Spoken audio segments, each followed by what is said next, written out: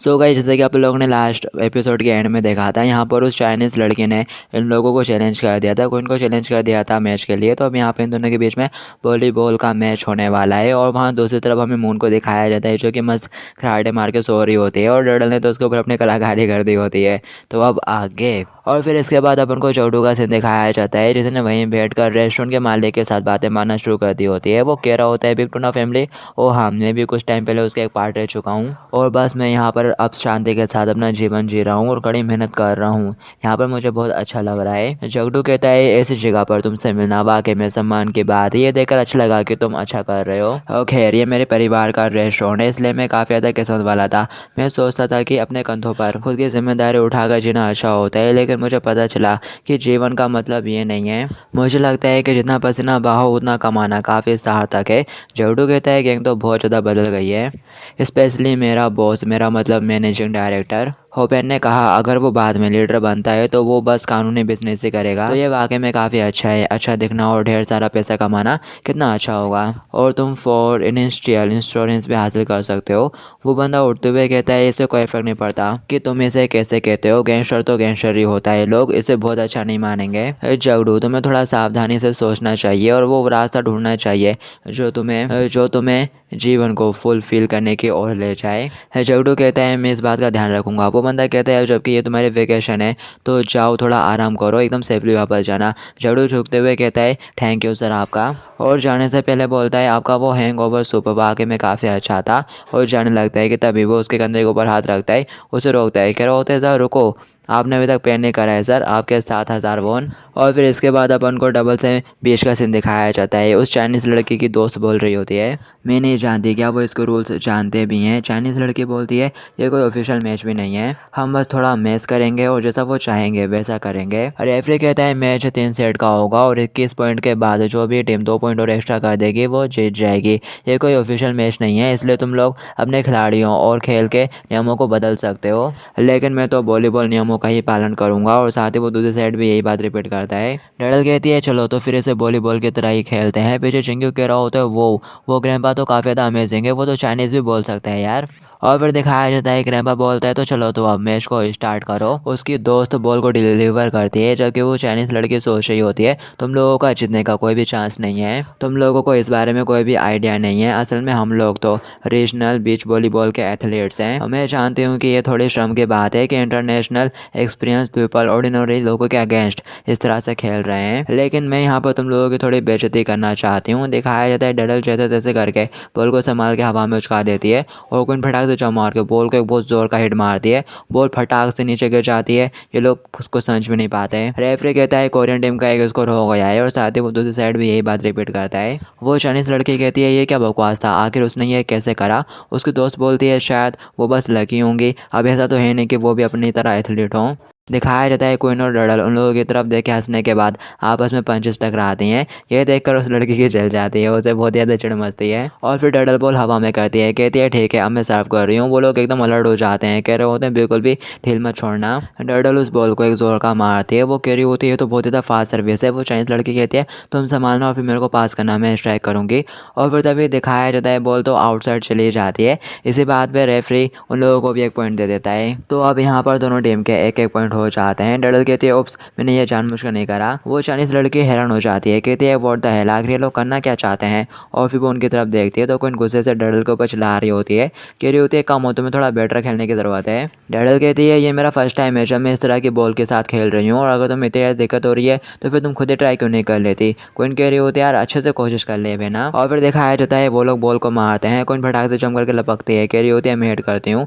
Doodle कहती है okay. Coin गिर के उस वॉलीबॉल को मारती है। जिंगू कहता है जैसा कि इनसे एक्सपेक्टेड था। चोई भी कह रहा होता है हाँ वो एकदम परफेक्ट है। और फिर तभी दिखाया जाता है बॉल उछल के दूसरी जगह जाने की वजह यहीं लुढ़क जाती है। ये देखकर डडल चिल्लाना शुरू कर देती है, कहती है व्हाट द हेल, अब तुम ये क्या बकवास कर रही हो। ये देखकर वो दोनों फिर तो चौके रह जाते हैं कि अब ये क्या था। डडल कोइन के ऊपर मिड़मिड़ा रही होती है, कहती है you idiot what the hell, आगे तुम ये क्या बकवास कर रही हो, तुम्हें बॉल को थोड़ा जोर से ऊपर की तरफ उठाते हुए मारना था। कोइन बोलती है मैं नहीं जानती थी कि ऐसा हो जाएगा, मेरे को बॉल के साथ रेत में खेलने का कोई भी एक्सपीरियंस नहीं है। वो चाइनीज़ लड़की कहती है ये क्या बकवास है, आखिर ये लोग करना क्या चाहते हैं, और साथ ही वो मन ही मन हंसना शुरू कर देती है और अपने दोस्त से बोलती है अब लोग तो बिना फालतू ही नर्वस हो रहे थे। उसके दोस्त भी बोलते हैं हाँ ये लोग तो कम्प्लीटली बिगनर्स हैं और ये लोग बस कुछ ज़्यादा तेज़ हैं, इससे ज़्यादा कुछ नहीं।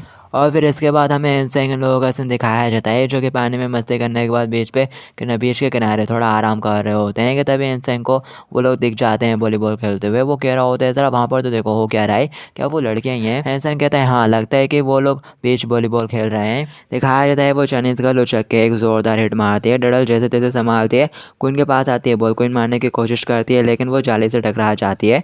इस इक्वल टू कुछ नहीं हो पाता इनका। और फिर अंपायर अनाउंस करता है कि चाइना टीम को तो 18 पॉइंट हो गए जबकि अपने कोरिया टीम के तो बस 3 ही हुए हैं। जिंगू कह रहा होता है इन दोनों के बीच में तो स्कोर का बहुत बड़ा गैप है। डडल थू करते हुए कहती है अरे मेरे बाल मेरा मुंह सभी जगह पे रेत रेत भरा गई, एकदम फुल्ली बकवास है, तो कम्प्लीटली डिजास्टर।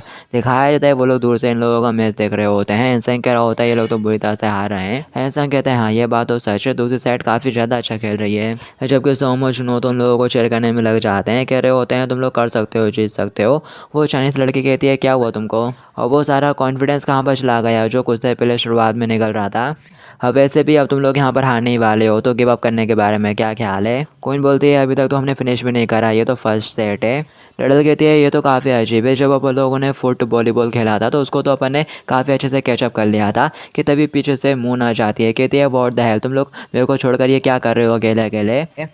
मून को इनको आवाज़ लगाते हुए कहती है इस तरह की चीज़ें तो तुम्हें मेरे साथ मिलकर खेलनी चाहिए, इस बोने की सजा को तुम कर भी क्या लोगी। ये एक डुअल मैच है और ये सब कुछ टीम वर्क के बारे में होता है, सिर्फ इसलिए कि बोनी हमारे साथ घूमती रहती है इसका मतलब ये नहीं है कि उसके पास टीम वर्क भी आ गया है। एक रियल टीम तो बस एक दूसरे की आंखों में देखकर ही समझ जाती है कि क्या करना है, तो मैं डेफिनेटली क्वीन के साथ इसमें बेहतर फिट होंगी। डडल बोलती है आखिर तुम ये क्या बकवास बातें कर रहे हो, यू डमी जाइंट। तभी मून बोलती है डडल को मेरे साथ स्विच कर दो, ये ऐसी जगह नहीं है जहाँ पर तुम खेल पाओगे, और साथ ही वो आगे चलते हुए जाने लगती है तो जिंगू और चैन उसके पीठ के ऊपर बनी कलाकृति को देखकर एकदम हैरान रह जाते हैं, वो अलग ही दिख रही होती है। जबकि टीम स्विच करने की बात सुनते ही डडल यहाँ पर भड़क जाती है, कहती है तू वापस जाओ और सो जा। और रेफरी बोलता है क्या तुम दूसरी टीम को प्लेयर स्विच करने के लिए अलाउ करती हो। वो बोलती है उन्हें जो चाहे वो करने दो, वो कर सकते हैं, और अगर हम भी चाहें तो ऐसा कर सकते हैं, तो ये अच्छी चीज़ है। क्वीन बोलती है ये लोग वाकई में काफ़ी डिफरेंट है, इन लोगों को देखने से लग रहा है कि ये एक्चुअल वॉलीबॉल के प्लेयर है, इन लोगों ने वॉलीबॉल काफ़ी खेला है। और मून बोलती है इस मैच को जीतना थोड़ा ज़्यादा ओवरबोर्ड हो जाएगा, इसलिए हमें बस इस सेट को एक वार्निंग के तौर पर सोचना होगा और अगले 2 सेट जीतने होंगे। और फिर साथ ही मून उनको छड़ाते हुए कहती है चलो स्टार्ट करते हैं, कम ऑन आ जाओ। जबकि डडल गुस्से से पीछे से ड्रेस उचका रही होती है उसी टीम से जो निकाल दिया। और फिर इसके बाद अपन को मिस्टर जड्डू का सीन दिखाया जाता है। उस होटल के मालिक ने जड्डू को घाम पर लगा दिया होता है, रेस्टोरेंट की साफ सफाई कर रहा होता है और बीच पर मून अंगड़ाई मार रही होती है। वो चाइनीज लड़की कहती है शायद ये लड़की इसमें अच्छी हो सकती है, तो जरा संभल कर रहना। उसकी दोस्त कहती है ठीक है, और साथ ही वो बॉल को डिलीवर करती है। क्वीन बॉल को बचाते हुए मूनयंग के पास बॉल को पास कर देती है और खुद रेत में गिर जाती है। मूनयंग बोलती है नाइस, और साथ ही हवा में जंप करती है। वो दूसरी लड़की भी रोकने के लिए आगे से तैयार, लेकिन मून तो उस बॉल में अपने मुक्का दे मारती है बहुत जोरदार सा। बॉल बहुत तेजी से जाती है लेकिन आउटसाइड चली जाती है। ये देखकर वो चाइनीज लड़की थोड़ी हैरान होती है, बोलती है ये क्या था, वो तो अपने मुक्के से मार रही है। रेफरी कहता है ये लाइन से बाहर था इसलिए ये स्कोर चाइना टीम का हुआ। और मून कहती है ये क्या था, ये तो बिल्कुल भी प्लान के हिसाब से नहीं हुआ। जबकि पीछे से डडल चढ़ाना स्टार्ट करती है, कहती है तूने क्या उखाड़ लिया, बकवास कर रही है जाकर।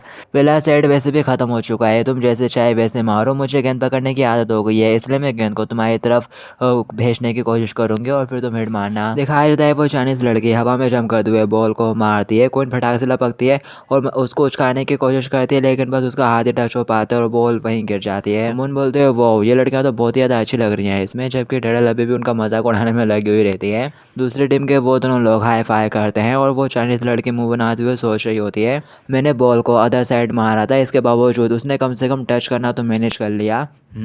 दिखाया जाता है मून बहुत ही गुस्से के साथ बॉल को पंच मारती है, लेकिन वो फिर कैसे लाइन से आउट चला जाता है। मून अपने पंच को देखते हुए कहते हैं ओ अब मेरे को थोड़ा समझ में आ रहा है, जो कि पीछे से डडल चला रही होती है, कहते हैं आगे इसका क्या मतलब है तुम्हारा, यू डम जाइंट, अपने मुक्के के साथ मत मारो। चाइनीज लड़की की दोस्त बोलती है वो बॉल को बहुत ही ज़्यादा फास्ट मारती जाती है लेकिन उसका एम कम्प्लीटली ऑफ है, तो हमको ज़्यादा परेशान होने की ज़रूरत नहीं। वो लड़की भी कहती है हाँ तुम सही बोल रही हो। और फिर इसके बाद हमें जेगू आइलैंड के एयरपोर्ट का सीन दिखाया जाता है। यहाँ पर क्वीन का दादा भी आ चुका रहता है जेगू आइलैंड पर और मिस्टर पार्क से कह रहा होता है मेरा यहाँ पर आना तुमने इस बात को सीक्रेट तो रखा है ना। मिस्टर पार्क बोलते हैं हाँ चेयरमैन, लेकिन आप यहाँ पर आए क्यों हो? क्वीन का दादा कहता है यहाँ तक कि कोई ने तुम्हें भी नहीं आने दिया, अब मुझे देखना होगा कि वो बच्चे कर क्या रहे हैं।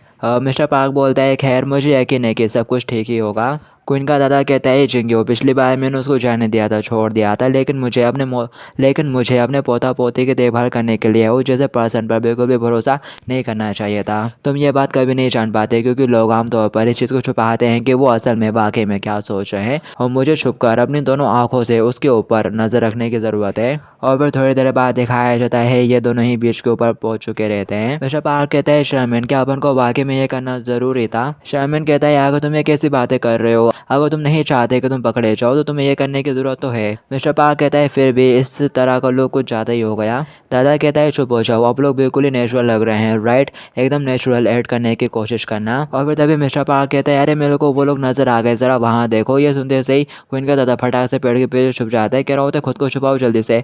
और फिर जैसे ही वो देखता है तो क्वीन और जिंगियो दोनों पास पास बैठे हुए रहते हैं और जिंगियो उसके और करीब आता जा रहा होता है।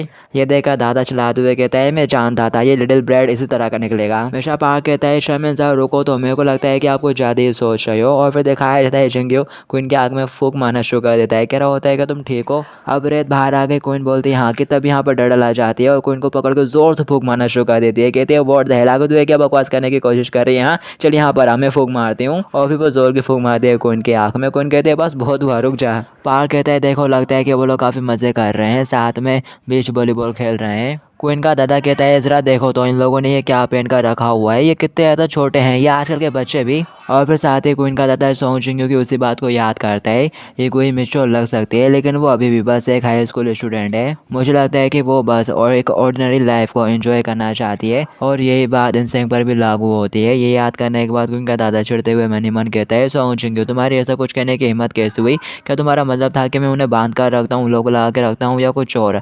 ऐसा हो ही नहीं सकता है कि वो ऐसे होंगे। और फिर दिखाया जाता है रेफरी कहते हैं ठीक है अब सेकंड सेट स्टार्ट हो रहा है, सभी लोग अपनी जगह पर आ जाओ। वो चाइनीज लड़की बोलती है क्या तुम्हें ऐसा नहीं लगता है कि ये सेकंड सेट भी बिल्कुल वैसा ही होने वाला है?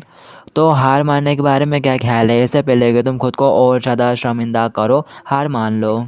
क्वीन कहती है अभी ये गेम ख़त्म नहीं हुआ है। और फिर दिखाया जाता है बॉल उनके पास आती है तो क्वीन संभाल के मूनियांग की तरफ पास कर देती है। मूनियांग हवा में उछलती है और बॉल को फिर से एक जोरदार मुक्का मारती है। बॉल फिर से कोने में जाने लगती है लेकिन इस बार वो बॉल बाहर चलने से पहले लैंड को टच कर जाती है तो स्कोर मिल जाता है कोरिया टीम को। चाइनीज लड़कियाँ कहती हैं इस शौक है, ये ज़रूर उसका बस लक होगा। और फिर यहाँ पर फिर से गेम स्टार्ट हो जाता है। बॉल मूनी लोगों के पास आती है तो वो लोग पास कर देते हैं डबल से।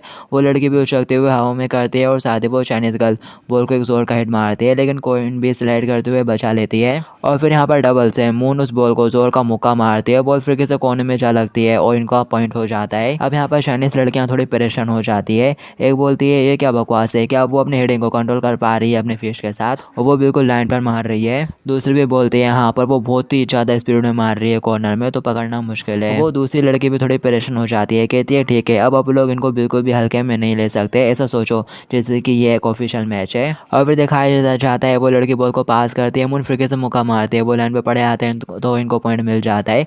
और फिर वो लड़की पास करती है उनकी तरफ तो मून फिर से डबल से मुक्का मारती है बॉल को, बॉल फिर से उसी कोने में जाने लगती है। वो लड़की तेज से भागते हुए जाती है, हाथ से नहीं रोक पाती तो वो पैर मार देती है बॉल को। और फिर वो दूसरी लड़की हवा में उछलते हुए फटाक से बॉल को मार देती है और इनका पॉइंट हो जाता है। जबकि मून चलाते हुए कहती है अरे ये क्या रूल के खिलाफ नहीं है, उसने अपने पैर का यूज़ करा मारने के लिए। क्वीन भी कहती है हाँ। रेफरी कहता है ये स्कोर तो टीम चाइना का हो चुका है। मून कहते हैं आखिर कैसे, क्यों? रेफरी कहता है क्योंकि तुम अपने पैर का यूज़ कर सकते हो, ये रूल्स के खिलाफ नहीं है।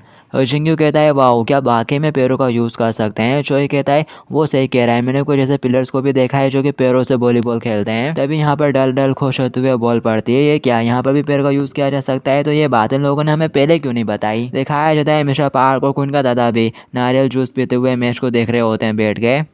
और फिर थोड़ी देर बाद का सीन दिखाया जाता है। साइड बैठ के लोग बोल रहे होते हैं वाह ये कितना औसम है, ये लोग तो वाकई में इसमें काफ़ी अच्छे हैं। रेफरी बोलता है और दोनों टीम्स का स्कोर इक्वल हो चुका है 90-90 और टीम चाइना सर्व करेगी। और मून बोलती है जितना मैंने सोचा था ये उससे भी ज़्यादा मुश्किल हो रहा है क्योंकि यहाँ पर अब लोग रेत में हैं। वो लड़की बोलती है हम लोग प्लेयर स्विच कर रहे हैं और उसकी जगह कोई से दूसरी लड़की आ जाती है, जबकि वो चाइनीज़ गर्ल सोच रही होती है जितना मैंने सोचा था ये लोग तो उससे कहीं ज़्यादा बेहतर है स्पोर्ट में। डर चलाते हुए कहती है जाइंट अगर तो थक गई है तो चलना चेंज करते हैं। मून मना कर देती है और बोल रही होती है यह मैच उससे ज़्यादा लंबा खींच रहा है जितना मैंने सोचा था। आखिर यहाँ पर सभी लोग इतने ज़्यादा कम्पिटिटिव क्यों है। क्वीन बोलती है अपन को जीतने की ज़रूरत है। मून सवाल उठाते हुए कहती है लेकिन आखिर क्यों, अब लोग इस मैच को आखिर खेले क्यों रहे हैं, जब मैं सो रही थी तब आखिर हुआ क्या।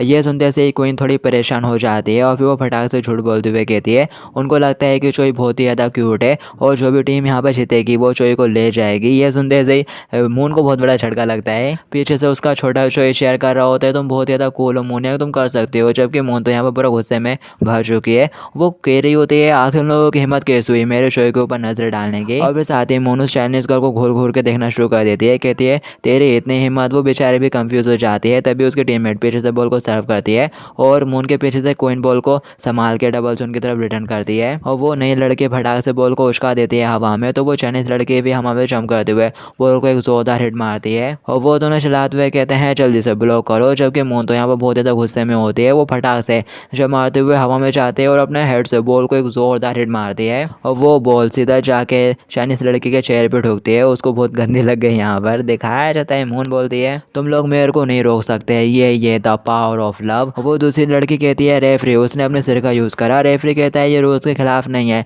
तुम लोग अपने हेड का भी यूज़ कर सकते हो। डेडल कहती है जाइंट चल स्विच करते हैं ना।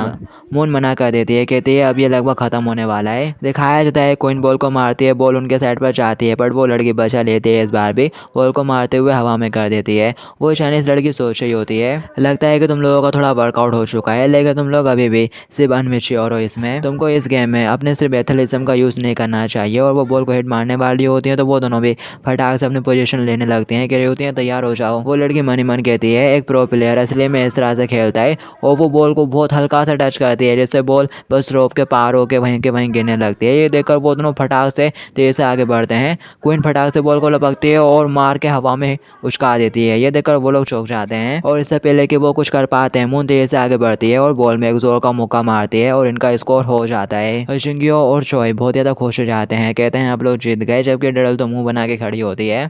रेफरी कहता है टीम कोरिया जीत गई, थर्ड सेट 5 मिनट में शुरू होगा।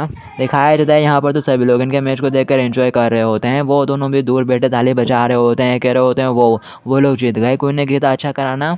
दादा कहता है मेरे को हैरानी है कि अब आगे क्या होने वाला है। और फिर दिखाया जाता है वो चाइनीज लड़कियां आपस में मीटिंग कर रही होती है। ग्रीन वाली कहती है आप लोग उनको बिल्कुल भी हल्के में नहीं ले सकते, हालांकि वो अपन से भी बेहतर हो गई हैं। वो दूसरी लड़की कहती है वो पहले इतने अच्छे नहीं थे, लेकिन ऐसा लगता है कि खेलते खेलते उन्हें आदत हो गई और अब वो बेटर हो गए। चाइनीज लड़की कहती है अरे कोई बात नहीं, हमें बस अपने पास मौजूद सभी चीज़ों के साथ खिलाफ जाने की ज़रूरत है और एंड में उनकी एनर्जी तो ख़त्म हो ही जाएगी ना, उन्हें अब तक थक जाना चाहिए। और फिर वो मुड़ के उन लोगों की तरफ देखते हैं, उनमें से कोई भी थका हुआ तो नजर नहीं आ रहा होता है। डडल को इनसे कहती है चलना यार स्विच कर लेते हैं। कोई आगे से कोई जवाब नहीं देती। वो मून से कहने लगती है अरे जाइंट चलना स्विच कर लेते हैं, बट मून भी उसके ऊपर ध्यान नहीं देती। वो अपने चोई के साथ जाके हाई फाई करने लगती है और वो लड़की देखती है और सोच रही होती है कि अभी तक इनकी एनर्जी खत्म नहीं हुई। मिश्रा पार्क कहता है जरा देखो तो ये लोग तो बस यहाँ पर मजे कर रहे हैं। दादा भी कहता है हाँ तुम ठीक कह रहे हो, मैं तो बिना फालतू में ही परेशान हो रहा था, यहाँ पर ऐसा कुछ भी नहीं है जिसके बारे में चिंता करने की जरूरत है। कि तभी वो देख लेता है और जिंगी डबल से कोई इनके पास पहुंच जाता है, उसका पाँव पकड़ने लगता है। ये देखकर दादा फिर से चिल्लाना शुरू कर देता है, कहता है ये लिटिल बास्टर्ड। पार्क कहता है जरा रुकियो तो चेयरमैन। और फिर दिखाया जाता है जिंगी उसके पैर से एक छोटा सा सेल निकालता है और कह रहा होता है ये तो बस एक छोटा सा सेल था, क्या तुम ठीक हो। क्वीन बोलती है हाँ और ये बस थोड़ा सा लगा था तो कोई प्रॉब्लम नहीं। और वो उठ के जाने लगती है। तभी भगते भगते डडल उसके पास आ जाती है और कह रही होती है मैं देख पा रही हूँ कि तुम्हें चोट लग गई है, तो चलो ना स्विच कर लेते हैं, अगर तुमने इस तरह से खेला तो तुम इन्फेक्टेड हो जाओगी। क्वीन मना कर देती है स्विच करने से। ये देखकर डडल भड़क जाती है और मन ही मन सोच रही होती है सॉन्ग जिंगी देख रहा है मुझे भी यहाँ पर कुछ करना है यार। और फिर उसकी नज़र मून के ऊपर पड़ती है जो कि अकेले अकेले वर्कआउट कर रही होती है और फिर तभी उसको लोगों द्वारा घेर लिया जाता है। जिंगू कहता है मैंने बिल्कुल भी नहीं सोचा था कि तुम इतना अच्छा करोगे। चोई भी कहता है हाँ वो तो बहुत ज़्यादा औसम था यार। और डडल भी आ जाती है और मून की तारीफ करते हुए कहती है मून तुम तो बहुत ही ज़्यादा अच्छा कर रहे थे, खासकर तुम्हारा वो हेडबट वो तो बहुत ही ज़्यादा कमाल का था। अब अपनी तारीफें सुनने के बाद मून भी काफ़ी चौड़ में आ जाती है, कहने लगती है क्या वाकई में वैसे मैंने सोचा तो नहीं था कि ऐसा हो जाएगा, लेकिन एंड में वर्क कर गया सब कुछ। डडल कहती है मुझे लगता है कि तुमको अपने सिर से मारने की थोड़ी और प्रैक्टिस करनी चाहिए। और मून कहती है क्या वाकई में। डडल कहती है चलो प्रैक्टिस करते हैं, मैं तुम्हारी प्रैक्टिस करवा देती हूँ। और वो साथ ही बॉल फेंकती है मून की तरफ, मून अपने सिर से मारती है और फिर डडल दोबारा से कुछ फेंकती है और कहती है इस बार थोड़ा ज़ोर से मारना। मून कहती है हाँ बिल्कुल, और साथ ही वो एक ज़ोर का मारती है, लेकिन इस बार डडल ने बॉल नहीं कोकोनट फेंका हुआ रहता है, तो उसको मारने के बाद मून बेचारी नॉकआउट हो जाती है। चोई बेचारा मुंह खोल के मून को देख रहा होता है, वो दोनों बहुत ज़्यादा चौंक जाते हैं। जिंगू कहता है ये क्या, ये तो एक कोकोनट है, जबकि डडल हाथ उठाते हुए कहते हैं हमारे प्लेयर को चोट लग गई है तो थर्ड राउंड में प्लेयर चेंज हो रहा है। रेफरी कहता है तो चलो इसको शुरू करते हैं, ये फाइनल सेट होने वाला है, दोनों टीम्स एकदम अच्छे से खेलना और रूल्स को फॉलो करना, तो चलो अब स्टार्ट करो। क्वीन कहती है कि तुम श्योर हो कि तुम ये कर लोगी, अपन को जीतने की ज़रूरत है। डडल कहती है अरे चिंता मत करो, ऑफकोर्स अपन लोग ही जीतेंगे, और तुमने देखा था ना उन लोगों ने पहले पैर का यूज़ करा था, तुम्हें याद है? याद करो उस फोटो वॉलीबॉल वाले मैच को अपन दोनों ने साथ में खेला था। और फिर दिखाया जाता है वो लोग बॉल को मार के उनकी तरफ फेंकते हैं, क्वीन बॉल को मार के हवा में कर देती है कि तभी डडल फटाक से क्वीन के कंधे के ऊपर खड़ी होकर बॉल को एक जोरदार लात मारती है और बॉल फटाक से उनके बीच में से गुजर जाती है, वो लोग कुछ कर भी नहीं पाते, डडल खुश हो जाती है। और बस गाइस इस एपिसोड के लिए इतना ही है, बाकी की स्टोरी आप लोग नेक्स्ट एपिसोड में जानेंगे, जब तक के लिए टू बी कंटिन्यूड।